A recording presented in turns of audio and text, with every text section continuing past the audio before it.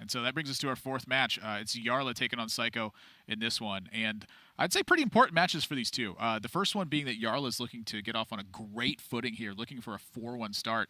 And for Psycho, I would say that he wants to keep putting up some points on the board. You know, still in the hunt to duplicate what he had last season, and then +1 that by actually getting through to the global finals. Yeah, absolutely. I think the record's 3-1 for Yarla and 2-2 for Psycho up until this point.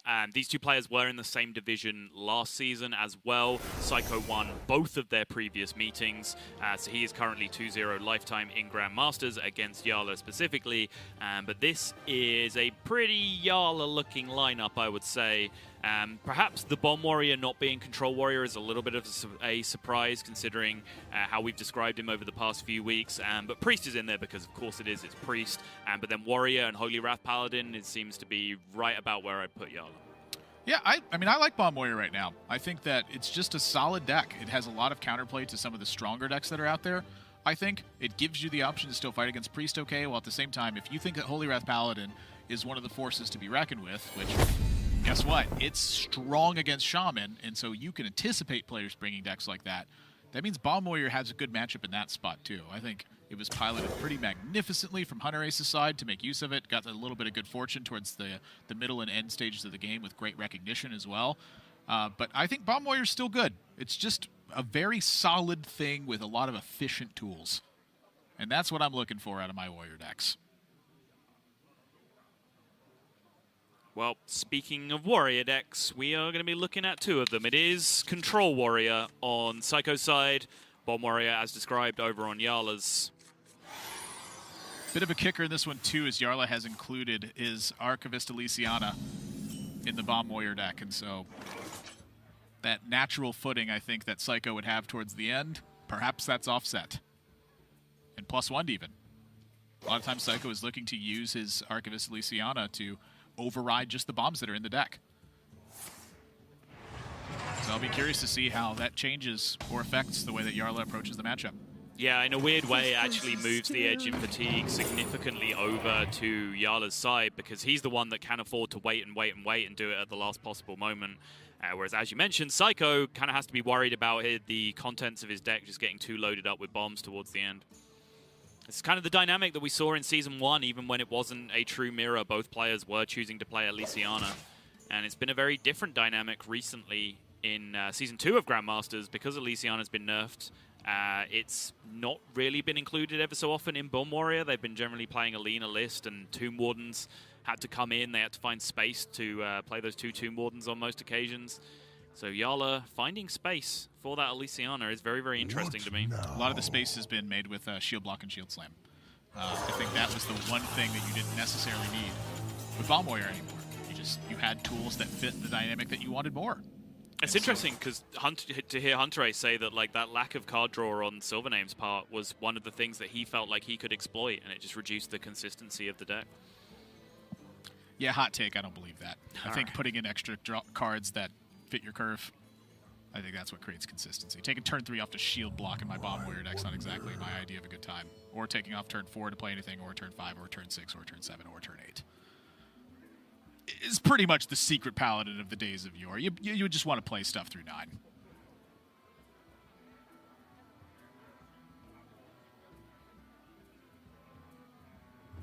Thanks, Fright Monkey.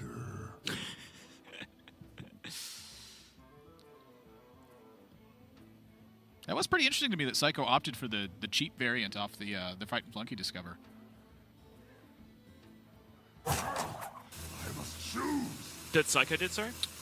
Yeah, that Psycho. He had the option for like Moshog Enforcer, like just a bunch of kind of dumb big stuff. Right. No tomb can hold me.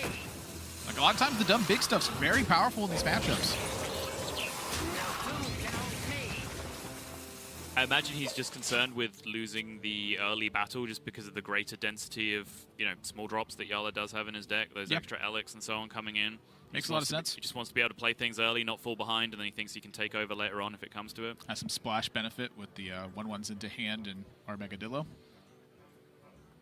Yeah, I guess that is a possibility. Love that. That was the first actual new Warrior deck I had built. I was like, I'm going into the fray. I'm playing Taunt Warrior. Search client taunt. Start clicking. Yeah, spoilers. Not a very good deck. Turns out when you're trying to curve out and play a tempo deck, but all your minions are understated because they have Taunt, it doesn't work very well. You say that now.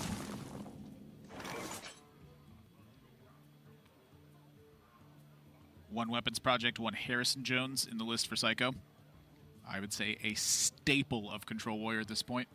Yeah, based on the metagame that we have, the fact that Holy Wrath Paladin is around, the fact that Bomb Warrior has started to come back, the fact that last week there was a lot of Rogue, so people might expect there to be Rogue this week. However, inexplicably, there is just 0. Yo, real talk, what happened? I don't know. 0 out of 48 players that have to bring 4 decks each. 0 rogues. 31% of the field was Rogue last week. This week it's 0. Sorry, 31% of the field was Rogue, and this week that has fallen to exactly 0. Why? It felt so good. Every time I play against that deck, I just lose. Scared of warriors, scared of shamans. That's about all I got for you. You can't be scared. You can't be scared, Sottle. Hey, You can't be playing not to lose. You've got to play to win, Sottle. You got to go to the edge of defeat. That's where you want to be. I was beating everything with aggro rogue. I'm just saying. Yeah. Sometimes you want to bring your opponent to the edge of defeat as well, and that's kind of... I will confess, I was high rolling some warriors on a very consistent basis. He's like, Hook Scimitar, Double Deadly Poison, Greenskin. This is sweet. What's that last card in my hand? Oh, it's Myra's. Oh, you didn't have Weapons Project this game. Ooh, that stings, doesn't it? Yeah.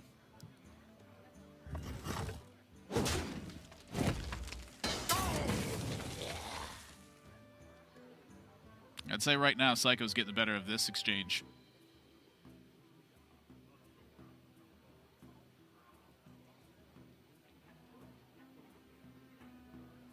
I must choose.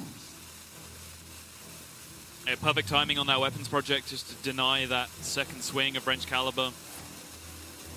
The patience to hit the armor button.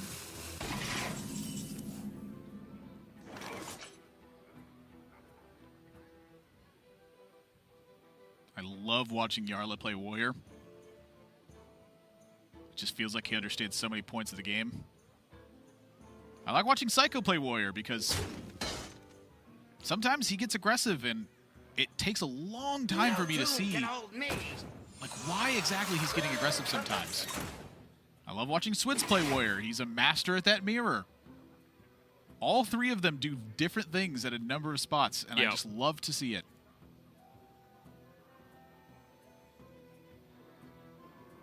Psycho kind of loaded out the board into a perfect turn 6 3-path, which is sometimes a quite awkward card to use in the matchup. I guess with the Eternium Rover down, he's just happy to take the health total if that's what happens. That'd be my guess. The other thing, too, is that, you know, Yarla isn't just thinking about clearing the board right now. He's thinking about, what do I do if an Armagadillo comes down? Sure. And so, you know, for his side, that's pretty easy. Restless Mummy used the weapon. I wonder.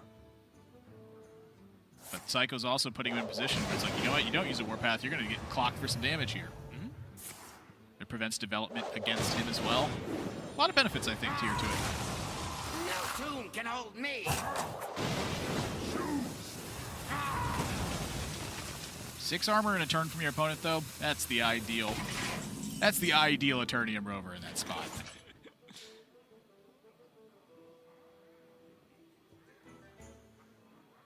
This place is scary. Well, one of those cards says Ziliax, but Get these off of me! Perfect analysis.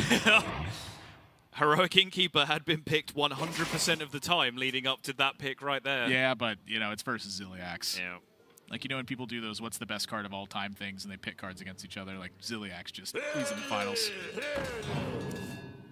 I don't know about that one, Chief. What card? Okay, so let's have a little contest here. What card are you pitting against Ziliax? Want me to name cards that are better than Ziliax? Yeah. Haunted Creeper, Lotheb, Sunkeeper Tarim.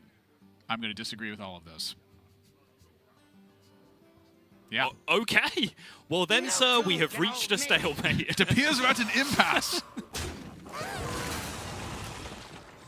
No tomb can hold me.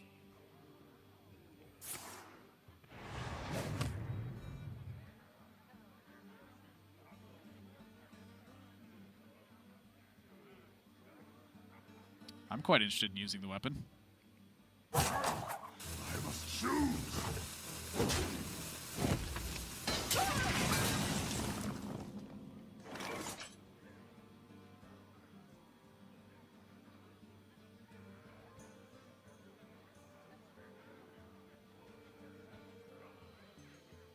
Such an oddly uncomfortable hand for Psycho right now.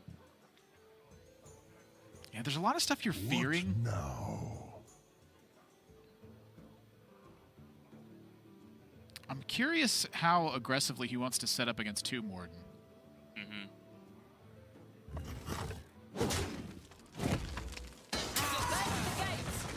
Really, both of them? Just the one. 2 armor's just too appealing. One in the armor up.